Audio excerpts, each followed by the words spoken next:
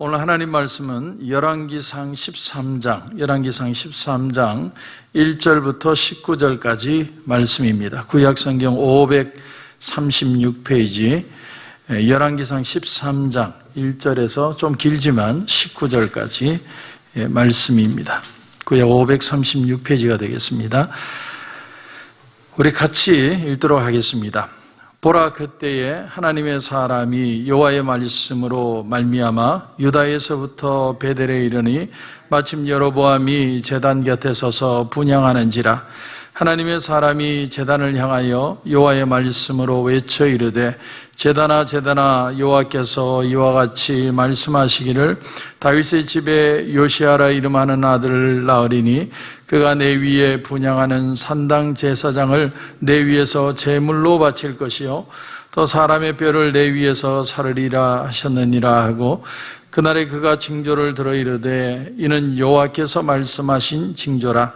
제단이 갈라지며 그 위에 있는 재가 쏟아지리라 하며, 여로보암 왕이 하나님의 사람이 베델에 있는 제단을 향하여 외쳐 말함을 들을 때에 제단에서 손을 펴며 그를 잡으라 하더라. 그를 향하여 편 손이 말라 다시 거두지 못하며, 하나님의 사람이 여호와의 말씀으로 보인 징조대로 제단이 갈라지며 재가 제단에서 쏟아진지라.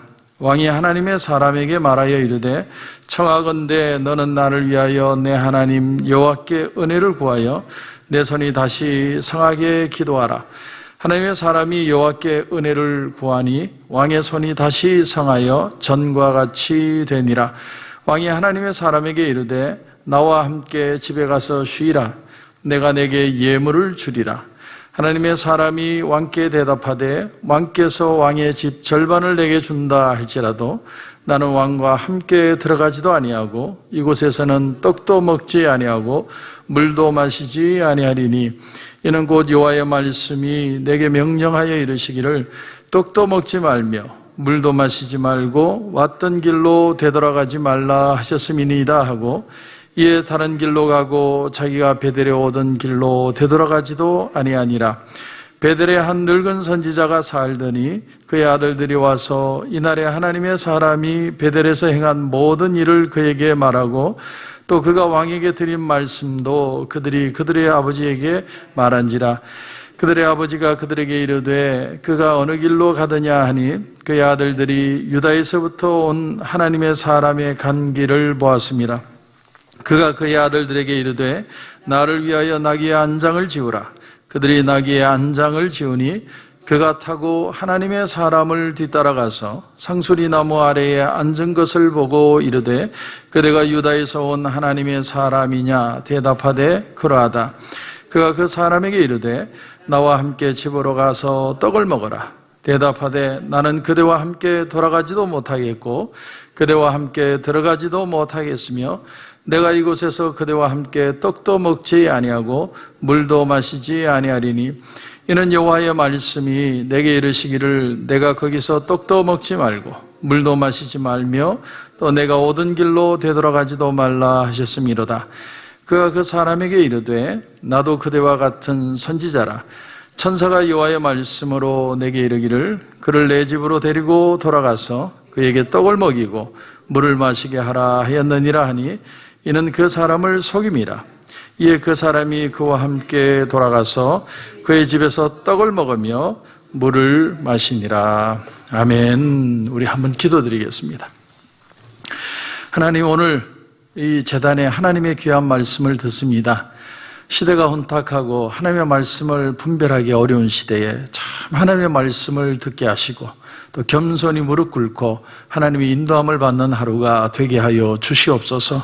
오늘도 하나님 말씀해 주실 줄 믿고 예수님의 이름으로 기도드립니다. 아멘. 어떤 유튜브 코미디 채널을 보니까 나온 패널에게 이 유튜버가 이런 질문을 합니다. 내가 지금 굉장히 배가 고픈데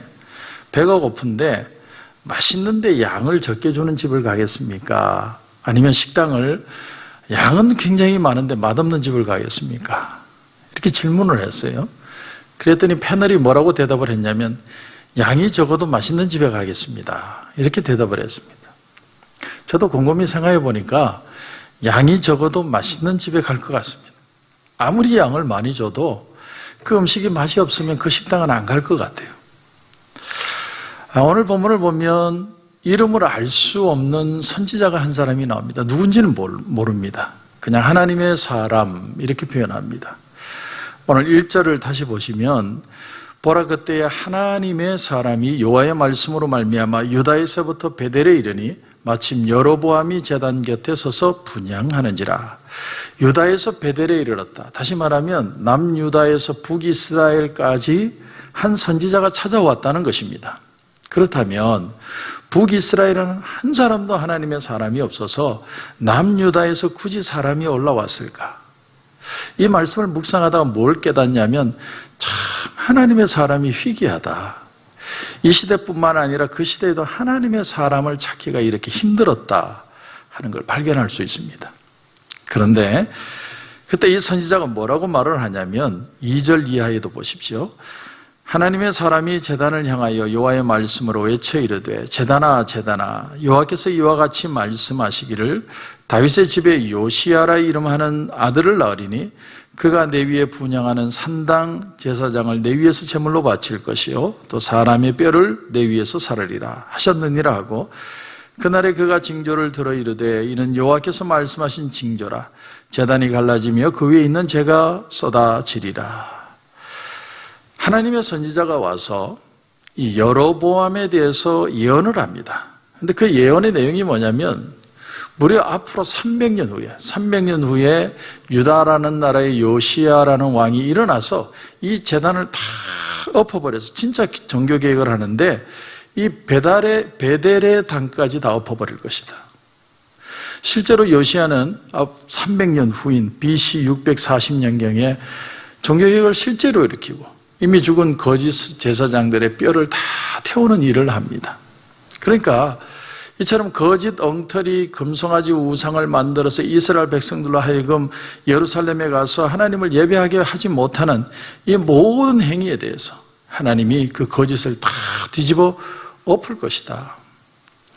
여로보암은 지금 하나님 앞에 세 가지 잘못을 했습니다. 첫째는 뭐냐면 하나님이 그에게 왕이 될 수 있도록 기회를 주셨는데 이스라엘 백성들이 절기마다 남유다로 가니까 예루살렘으로 가니까 그만 금송아지 2마리를 만들어서 이게 하나님이다.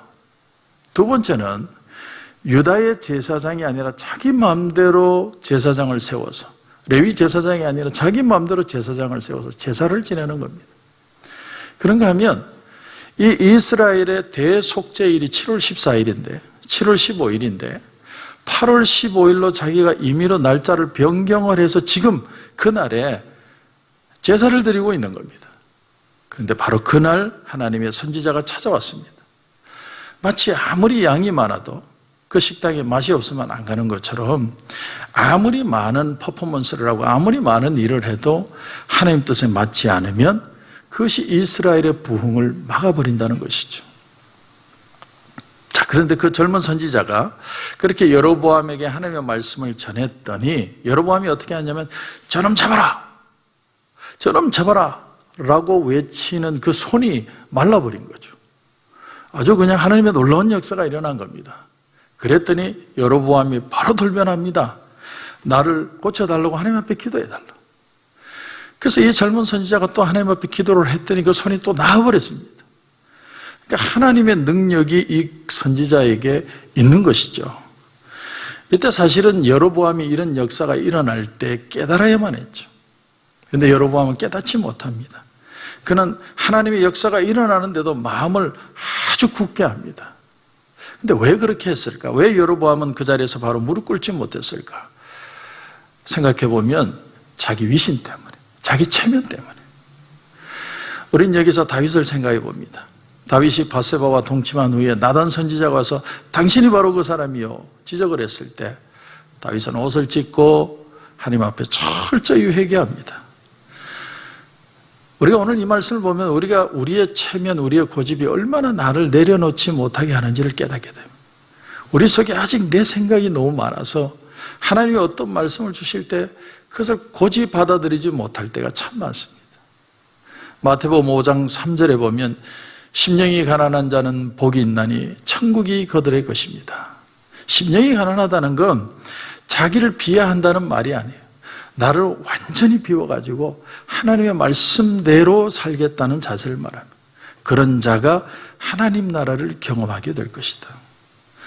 오늘 여로보암은 자신의 체면의 위신이 자기를 내려놓지 못하게 했고 결국은 300년 후에 그 무덤이 정말로 다 파헤쳐집니다. 우리는 이렇게 하나님의 말씀이 들려올 때 말씀을 가감없이 받아들이는 자세가 필요합니다. 우리가 하나님 앞에 서 있지 않으면 얼마나 우리의 고집과 아집이 하나님의 말씀을 가로막을 수 있는가. 그래서 오늘도 하나님 내게 겸손한 마음 주시옵소서. 그런 자세가 필요한 걸 봅니다. 자, 그런데 문제는 조금 더 나아가서 이 하나님의 말씀을 전한 선지자에 대한 얘기가 뒤에 계속 이어집니다. 이 이름을 알 수 없는 이 하나님의 선지자가 여로보암에게 하나님의 말씀을 전하는 건 정말 탁월했는데 자기 개인의 문제에 있어서는 하나님 앞에 문제가 발생합니다. 그게 뭐냐면 오늘 여러분 9절을 보시면 9절에 이는 곧 여호와의 말씀이 내게 명령하여 이르시기를 떡도 먹지 말며 물도 마시지 말고 왔던 길로 되돌아가지 말라. 이게 하나님이 이 선지자에게 명한 겁니다. 왜 그 말씀을 하셨는지 알 수 없지만 여로보암이 우리 집에 와서 이 왕궁에서 같이 먹고 마시자. 그랬더니 안 됩니다. 하나님이 바로 떠나라고 하셨습니다. 그런데 왜 이 먹고 마시는 문제를 여기서 얘기하느냐? 구약 성경에 먹고 마신다는 건 그 사람과의 교제를 뜻합니다. 그러니까 하나님이 지금 여로보암과 교제하지 못하게 하는 것뿐만이 아니라 북이스라엘의 누구와도 교제하지 말라는 거죠. 하나님께서 지금 말씀하시는 건 말씀만 전하고 너는 바로 떠나라는 겁니다. 그런데 지금 여로보암은 하나님 앞에 망령된 일을 한 사람이고 그 사람과 앉아서 먹고 마시고 교제하지 말고 교제하면 마음을 주게 되고 마음을 주게 되면 변질될 수밖에 없기에 나는 말씀만 전하고 바로 떠나라. 그래서 거기서 이제 단호하게 이 선지자가 떠나는데 문제는 그 동네에 늙은 한 선지자가 있는데 그 선지자의 아들이 그 소식을 들었습니다. 그래서 자기 아버지에게 그 얘기를 했어요. 그랬더니 이 늙은 선지자가 말을 준비해라. 그러고는 안장을 씌우고 나귀를 타고 이제 그 선지자를 맞으러 간 겁니다. 그리고는 우리 집에 와서 떡과 물을 마시고 같이 교제합시다. 그랬더니 젊은 선지자가 처음에 이렇게 얘기합니다. 하나님 나에게 그렇게 하지 말라고 했습니다. 단호하게 얘기를 하죠. 자, 그런데 여기서부터 이제 시험이 시작됩니다. 그 늙은 선지자가 뭐라고 얘기를 하냐면 오늘 18절에 보니까 그가 그 사람에게 이르되 나도 그대와 같은 선지자라. 천사가 여호와의 말씀으로 내게 이르기를 그를 내 집으로 데리고 돌아가서 그에게 떡을 먹이고 물을 마시게 하라 하였느니라 하니 이는 그 사람을 속임이라. 나도 당신과 같은 선지자다. 근데 천사가 와서 여호와의 말씀을 전해줬는데 그게 뭐냐면 당신하고 떡 먹고 물 먹고 같이 교제하라고 그랬다는 거예요. 거짓말이죠. 그런데 이 젊은 선지자가 그만 천사라는 말에 깜빡 속아 넘어갑니다. 그래서 그 거짓말을 고지고대로 듣고 젊은 선지자가 늙은 선지자를 쫓아가서 교제를 하죠. 나중에 사자에게 찢김을 당하여 죽임을 당합니다. 오늘 이 얘기가 우리에게 주는 교훈이 뭘까? 성경은 왜 이런 내용을 우리에게 기록해서 뭔가를 교훈 주고자 할까? 왜 하나님을 섬기는 사람이 늙은 선지자가 멀쩡한 젊은 선지자를 꼬드겨서 거짓말해서 자기 집에 와서 교제하려고 했을까? 곰곰이 생각해 보면 이건 하나의 시샘이 아니었을까? 시샘. 이 늙은 선지자도 하나님의 음성을 듣고 하나님의 말씀을 전하는 사람이었을지 모릅니다. 그러나 이제 세월이 흘러서 하나님의 음성도 들려오지 않고 그냥 막연하게 살아가는데 어느 날 젊은 선지자가 나타나서 하나님의 말씀을 전하고 하나님의 능력이 나타난다고 하니까 시샘이 난 거예요. 도대체 어떤 인간이길래 하나님의 말씀이 임했을까? 자기가 보고 싶고 교제하고 싶고 시샘하고 그런 모습으로 그와 교제를 나누고자 했던 것이 그만 한 젊은 선지자를 넘어뜨리고 만 겁니다.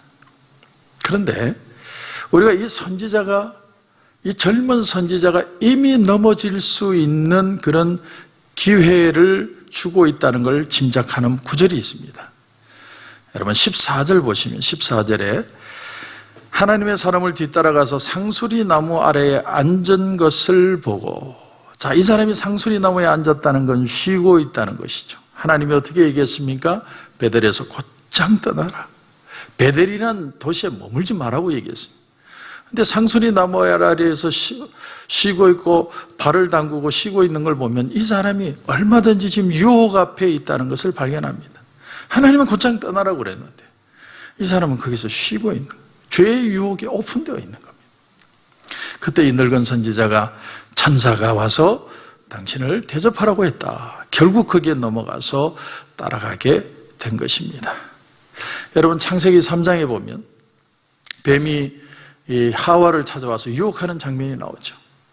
근데 뱀이 정말 지금 생긴 그런 뱀처럼 생겼을까? 징그럽게 생겼을까? 저는 아니라고 봅니다. 굉장히 매력적이고 그 여자에게 끌리는 모습으로 나타났을 것이라고 생각합니다. 그러니까 하와가 혹하죠. 혹하지 않을 수가 없습니다. 그런데 그 내용을 들어보면 분명히 거짓말이거든요. 내용으로 구별하는 게 아니라 나타나는 외모와 환경으로 구분하려고 하다가 그만 넘어져 버리고 맙니다. 이게 인간의 미련함이죠. 우리 늘 하나님의 말씀에 비춰서 욕심이 아니라 헛된 어떤 외형의 모습들이 아니라 말씀 그대로 순종하려고 애를 써야 합니다. 참 어려운 얘기죠. 그러나 내가 겸손하지 않으면 이 세상의 많은 것들에 넘어질 수 있다는 걸 우리에게 보여주고 있습니다. 아마도 이 내용이 기록된 이유가 우리에게 그것을 경고하기 위해서, 이 코로나 팬데믹 시대에 더더욱이나 많은 내용과 많은 사람들의 얘기가 난무합니다. 정말 하나님 앞에 무릎 꿇고 겸손하고 말씀을 듣고자 하는 마음의 자세가 아니면 우리 귀에 들려오는 수많은 얘기들이 우리를 유혹합니다. 넘어뜨립니다. 시험들입니다. 그래서 우리는 깨어서 기도하는 거예요. 깨어서 하나님 앞에 있는 겁니다.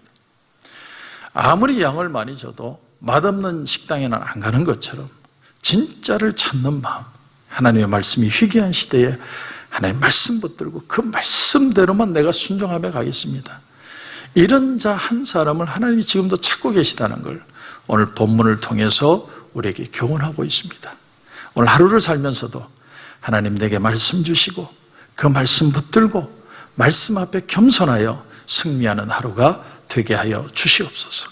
그런 은혜가 저와 여러분 가운데 넘치시길 주님의 이름으로 축원합니다. 기도드리겠습니다. 하나님 은혜를 감사합니다. 오늘 이 새벽에는 한 젊은 선지자가 끝까지 말씀 붙들고 완주하지 못하고 넘어지는 모습을 봅니다. 우리 시대가 이처럼 혼탁합니다. 말씀 붙들지 않으면 우리는 얼마든지 넘어질 수 있는 그런 상황들 속에 삽니다. 하나님 오늘도 말씀 붙들고 세상에서 들려오는 말들에 낙담하거나 절망하지 않게 하시고 말씀의 소망을 가지고 승리하는 우리 성도들 다 되게 하여 주시옵소서. 오늘도 기도하는 가운데 하나님 큰 은혜 주실 줄 믿고 예수님의 이름으로 기도드립니다. 아멘.